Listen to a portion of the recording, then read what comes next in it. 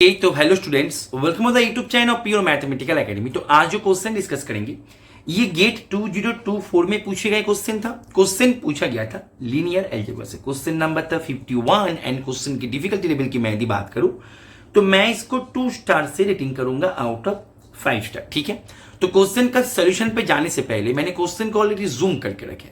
तुम क्या करो, पहले क्वेश्चन को एक बार खुद से ट्राई करो, उसके बाद ही इसका सोल्यूशन देखना। ठीक है, तो देखो तुम्हारे पास क्वेश्चन में क्या क्या इंफॉर्मेशन दे के रखे हैं। तुम्हारे पास यहाँ पे दोनों लीनियर ट्रांसफॉर्मेशन दे के रखे हैं। आर लीनियर ट्रांसफॉर्मेशन मतलब यहाँ पे सब कुछ रियल के ऊपर ही चल रहा है। ठीक है, दोनों ट्रांसफॉर्मेशन ऐसे है कि दोनों ट्रांसफॉर्मेशन R4 से R4 पे जा रहा है। साथ में दोनों ट्रांसफॉर्मेशन ना तो जीरो ट्रांसफॉर्मेशन होगा ना ही आइडेंटिटी ट्रांसफॉर्मेशन होगा। यहाँ पे दो two transformation are non zero and non identity. ठीक है, तो तुम्हारे पास क्वेश्चन में ये इंफॉर्मेशन देके रखा है। फील्ड यहाँ पे सब कुछ आर चल रहा है। ठीक है, ओके, दोनों लीनियर ट्रांसफॉर्मेशन तुम्हारे पास ऐसे देके रखा है कि ये जो टी है ये टी ना तो जीरो ट्रांसफॉर्मेशन के बराबर होगा ना ही ये टी आइडेंटिटी ट्रांसफॉर्मेशन के बराबर होगा। सेम ऐसे ही जो एस ट्रांसफॉर्मेशन है ना तो ये जीरो ट्रांसफॉर्मेशन के बराबर होगा ना ही एस जो है ये आइडेंटिटी ट्रांसफॉर्मेशन के बराबर होगा। ओके, अभी तुम्हारे पास एक और जानकारी दे के रखा है कि T square equals to T, मतलब टी स्क्वायर जो है ये मतलब ये जो टी है टी ट्रांसफॉर्मेशन एक आइडेंटिपोटेंट ट्रांसफॉर्मेशन है। यहां तक तुम्हारे पास जानकारी गिवन था। अभी तुम्हें यहाँ पे चारों ऑप्शन पे चारों स्टेटमेंट बना के दे दिया गया। इनमें से कौन सा ट्रू है वो तुम्हें यहाँ पे चेक करना है। ठीक है, तो मैं क्वेश्चन जो है इसको थोड़ा सा इरेज कर देते हैं। ठीक है, तो हमारे पास गिवन इंफॉर्मेशन की मैं यदि बात करें वो हमारे पास बस ये तीनों ही था। ठीक है, ओके, मैं यदि फर्स्ट ऑप्शन की बात करें, फर्स्ट ऑप्शन बोला जा रहा है टी जो है टी को ऑलवेज इन्वर्टेबल होना होगा। देखते हैं कि क्या ये सही होगा। ओके, देखो हमने यदि टी को मानो टी को मैंने ये ले लिया 1 0 0 0, मतलब टी जो है, देखो एक बात ऑलवेज याद रखना, कोई भी ट्रांसफॉर्मेशन, ठीक है, मैं यहाँ पे फाइनाइट डायमेंशन के ऊपर काम कर रहा हूं, every transformation behaves like a matrix. Every transformation को तुम एक बेसिस के रिस्पेक्ट में एक मैट्रिक्स का लुक्स दे सकते हो। ठीक है, अभी मैट्रिक्स से तुम एक ट्रांसफॉर्मेशन में निकल सकते हो। तो यहाँ पे जो ट्रांसफॉर्मेशन टी है उसका मैट्रिक्स रिप्रेजेंटेशन जो है, मतलब उसका जो ट्रांसफॉर्मेशन है उसको मैं ऐसे डिनोट कर रहा है, क्योंकि every transformation behaves like a matrix. तो वो ट्रांसफॉर्मेशन ऐसे है कि उसका जो कोरस्पॉन्डिंग मैट्रिक्स है वो मानो ऐसे बन रहा है।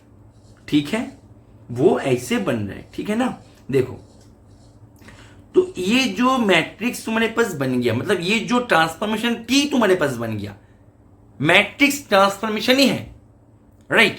तो ये जो तुम्हारे पास बन गया अंडर दिस स्टैंडर्ड बेसिस, तो ये जो है T square equals to T दे दिया।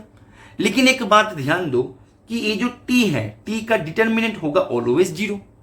दैट मीन्स ये जो टी है ये टी तो इन्वर्टेबल नहीं हुआ, राइट। दैट मीन्स यहां पे बोला जा रहा है कि टी इज नेसेसरीली इन्वर्टेबल, ये तो गलत है। Is it okay? Okay fine. अभी हम बढ़ते हैं ऑप्शन डी की तरफ। ऑप्शन डी क्या बोल रहे हैं कि T is necessarily diagonalisable. Okay, देखो एक बात ध्यान दो, टी तुम्हारे पास था एक आइडेंटिपोटेंट ट्रांसफॉर्मेशन, और ये तो हमारे पास बहुत ही वेल नोन थ्योरी है।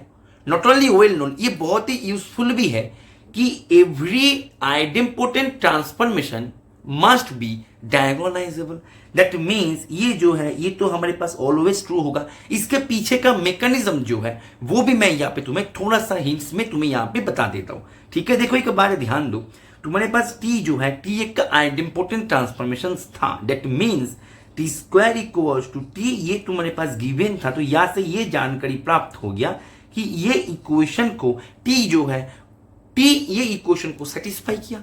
दैट मीन्स मैं यदि बात करें एक एनहिलेटिंग पॉलिनोमियल की, मैं यदि बात करें एक इक्वेशन है, तो एनहिलेटिंग पॉलिनोमियल की मैं यदि बात करें एनहिलेटिंग पॉलिनोमियल ऑफ टी, इसका मैं यदि बात करें एक एनहिलेटिंग पॉलिनोमियल एक ऐसे बन रहा है कि x माइनस 1, ये एक एनहिलेटिंग पॉलिनोमियल बन रहा है। ओके, अच्छा एक बात ध्यान दो, मिनिमल पॉलिनोमियल टी का मिनिमल पॉलिनोमियल ऑलवेज क्या करते हैं, एनहिलेटिंग पॉलिनोमियल को डिवाइड करते हैं, यस और नो।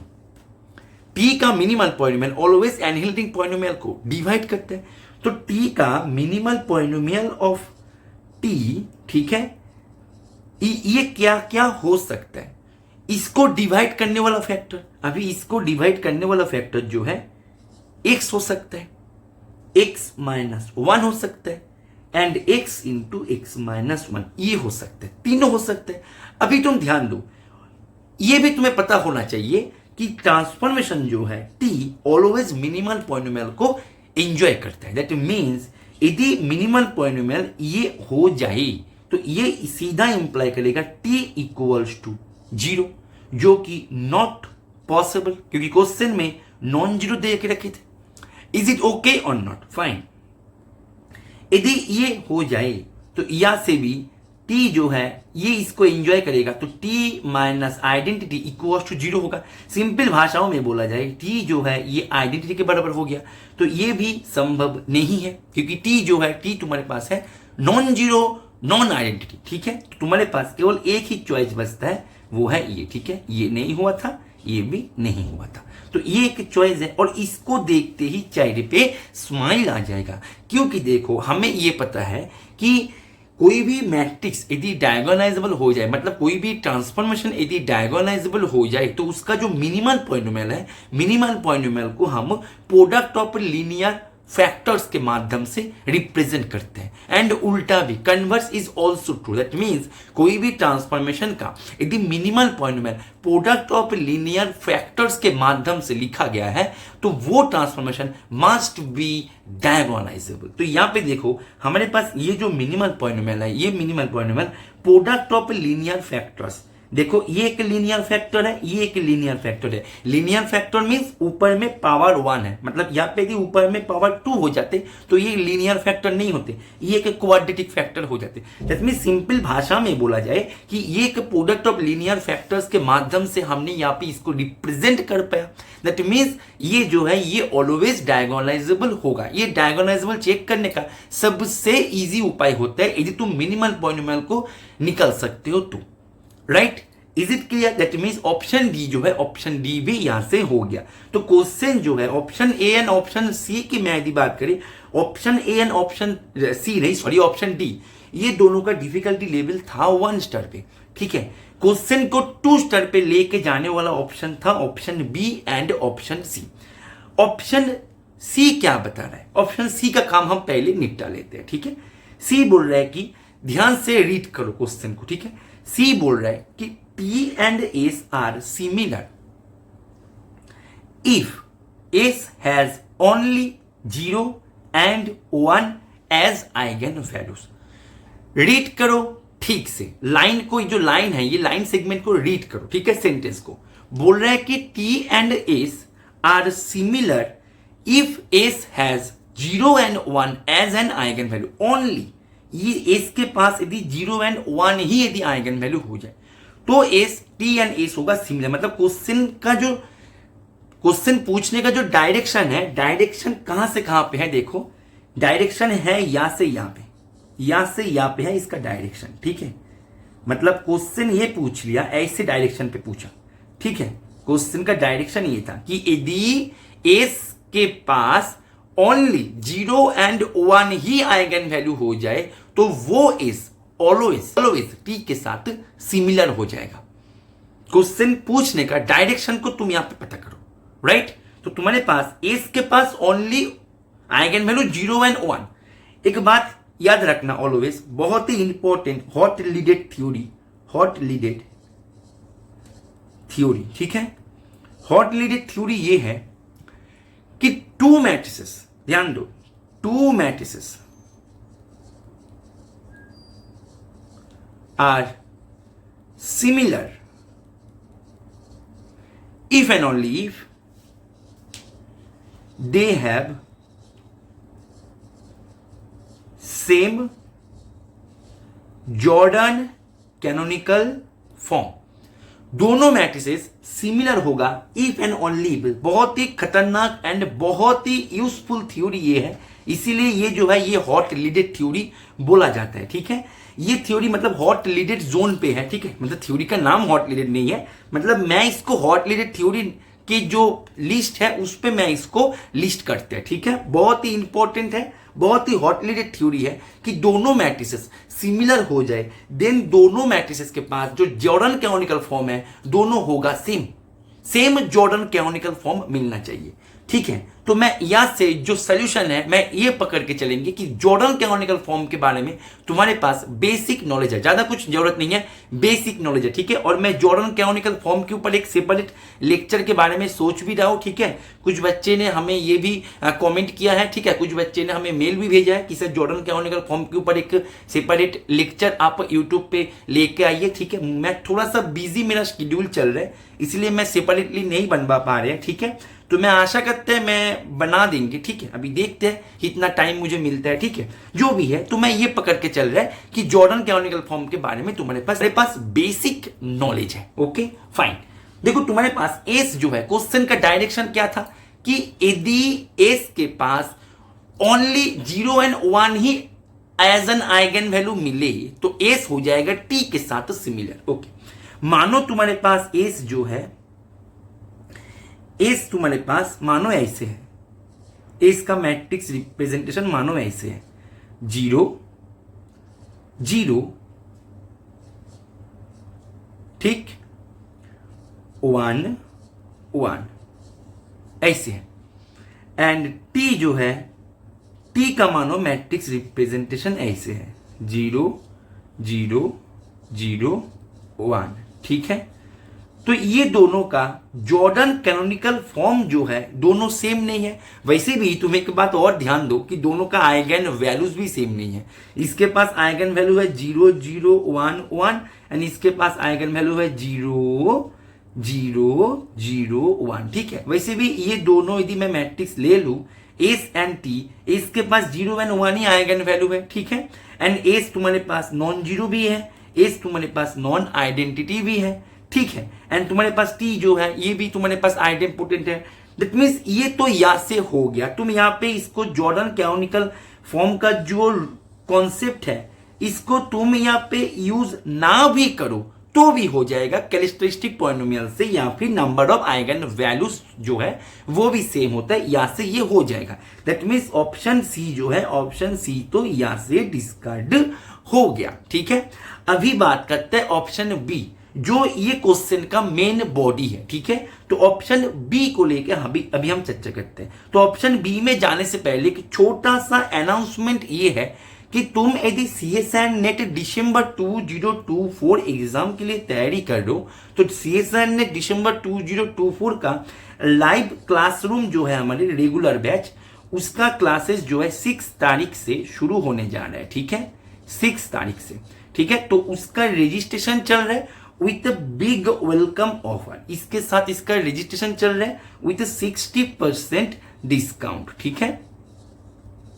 तो कोर्स फीस है ये। तुम यदि ये जो डेडलाइन है इसके पहले तुम यदि अपने आप को एनरोल कर लो तो तुम्हें ये जो है ये कोर्स तुम्हें इस प्राइस में तुम्हें मिल जाएगा, और इसको तुम चाहो तो तुम इंस्टॉलमेंट पे भी तुम इसको ब्रेक कर सकते हो, ठीक है। क्लासेस जो है डेली हमारे पास क्लासेस का शेड्यूल में यदि बात करें, दोनों क्लासेस होता है, एक मॉर्निंग में 8 AM से 11 AM, एक होता है इवनिंग पे 8 PM से 11 PM, ठीक है।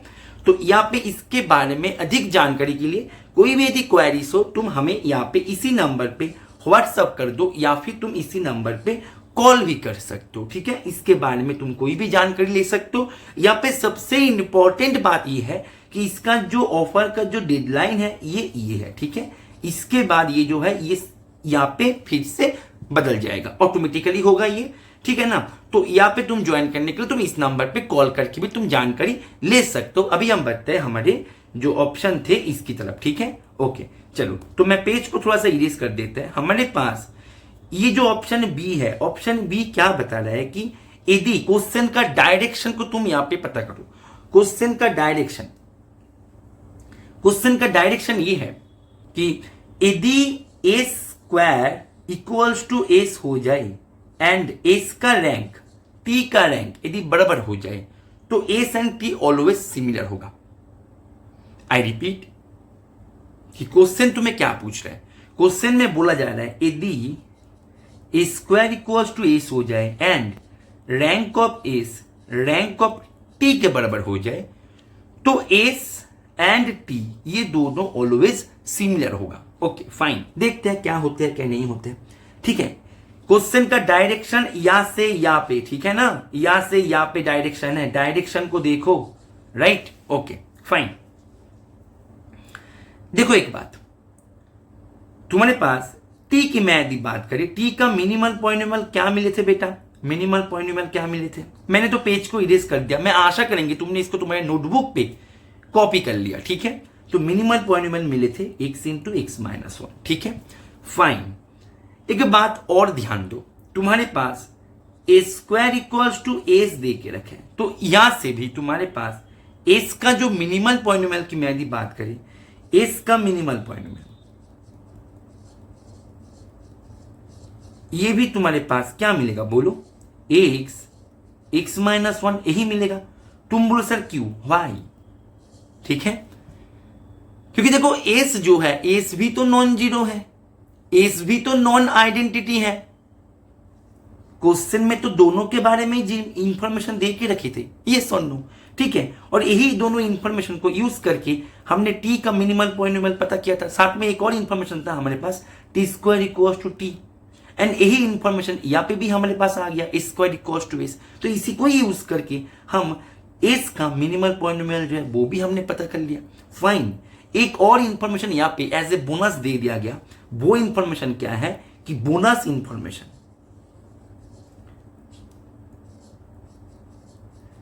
बोनस इंफॉर्मेशन ये है कि rank of S rank of T के बराबर होते हैं। एक बात और ध्यान दो, कोई भी डायगोनलाइजेबल मैट्रिक्स का रैंक जो होते हैं, रैंक ध्यान दो, रैंक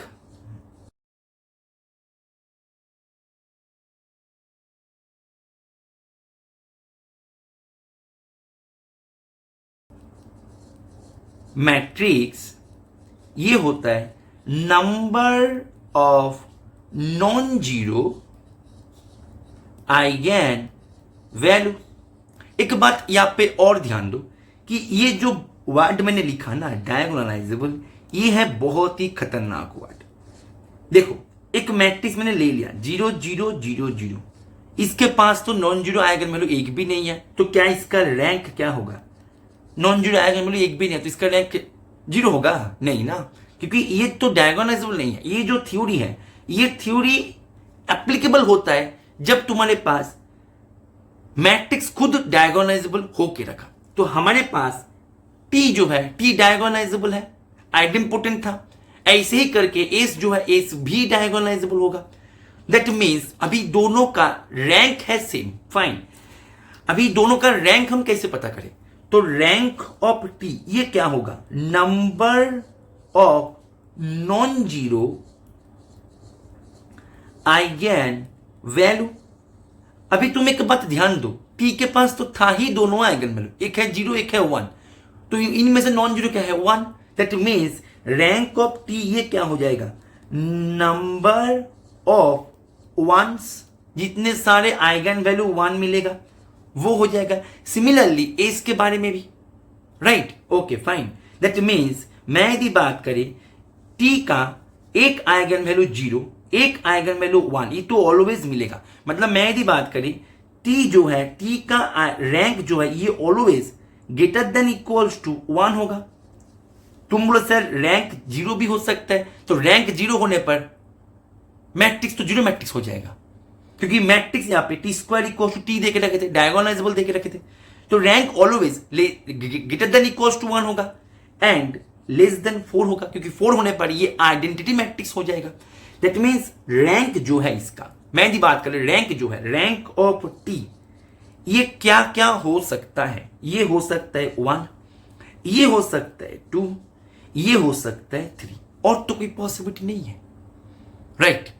अभी तुम ध्यान दो, मिनिमल पॉलिनोमियल टी का मिनिमल पॉलिनोमियल की मैं यदि बात करें, मिनिमल पॉलिनोमियल था x x minus one, T का एस का भी मिनिमल पॉलिनोमियल था एक्स एक्स माइनस वन। एक बात और ध्यान दो, रैंक यदि वन हो जाए तो इसका कैरेक्टरिस्टिक पॉलिनोमियल क्या होगा बेटा, मैं नहीं बताएंगे, तुम बताओ कैरेक्टरिस्टिक पॉलिनोमियल क्या होगा, ऐसे डिनोट करते हैं, बोलो कैरेक्टरिस्टिक पॉलिनोमियल क्या होगा इसका, रैंक है वन, दैट मींस इसके पास नॉन जीरो आइगन वैल्यू है एक, एक से ज्यादा नॉन जीरो आइगन वैल्यू नहीं मिलेगा तो बाकी आइगन वैल्यू क्या मिलेगा, जीरो मिलेगा। दैट मीन्स कैरेक्टरिस्टिक पॉलिनोमियल हो जाएगा x cube x minus one, right. Okay, मैं यदि बात करें, अच्छा रैंक 2 रैंक 3 को बाद में हम चेक करेंगे, ठीक है, रैंक 2 रैंक 3 को बाद में हम चेक करेंगे। अभी देखो rank of S in case में ये भी 1 हो जाएगा क्योंकि दोनों का रैंक तो बराबर है।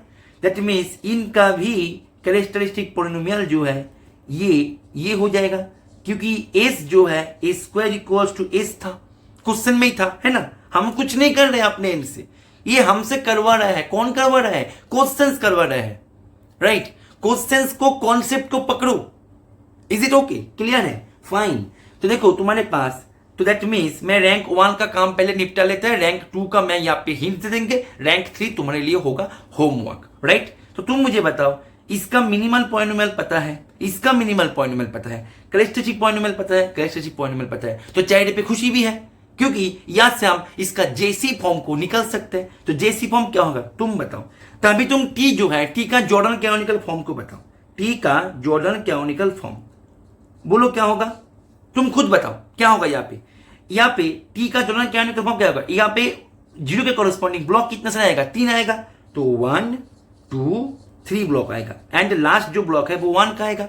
मैं यदि एस का जॉर्डन कैनोनिकल फॉर्म की बात करें, यहाँ पे भी सेम क्योंकि ये कैरेक्टरिस्टिक पॉलिनोमियल जो ये भी सेम हो गया, तो 0 0 0 1, राइट। दैट मीन्स मैं यदि बोले यहाँ पे कि इसका जो जॉर्डन कैनोनिकल फॉर्म है दोनों का सेम है एंड दोनों मैट्रिक्स का जॉर्डन कैनोनिकल फॉर्म सेम हो जाए तो क्या हो जाएगा, वो हो जाएगा similar by that hot leaded theory, right. कि यदि जॉर्डन कैनोनिकल फॉर्म सेम हो जाए तो वो हो जाएगा सिमिलर। ओके चलो नेक्स्ट जो है इसको मैं थोड़ा सा इरेज कर देते हैं।